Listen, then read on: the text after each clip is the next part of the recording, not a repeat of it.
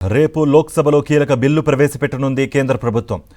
Paper లీకేజీల్లో అక్రమాలకు check పెట్టేందుకు the public examination సవరణ బిల్లు సిద్ధం చేసింది.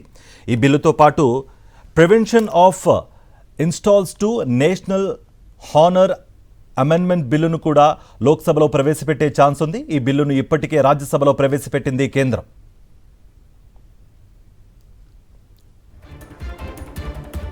దేశవ్యాప్తంగా పబ్లిక్ పరీక్షల్లో జరుగుతున్న పేపర్ లీకేజీలు, అక్రమాలకు చెక్ పెట్టేందుకు కఠిన చట్టాన్ని సిద్ధం చేసింది కేంద్రం.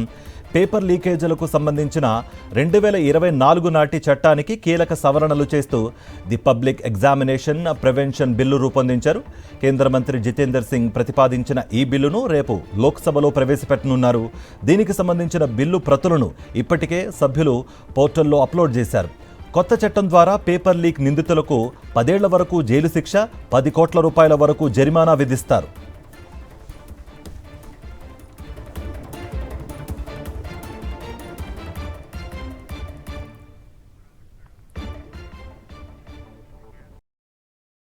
మరిన్ని అప్డేట్స్ కోసం ఛానల్ను సబ్స్క్రైబ్ చేయండి. నోటిఫికేషన్స్ కోసం బెల్ ఐకాన్ పై క్లిక్ చేయండి.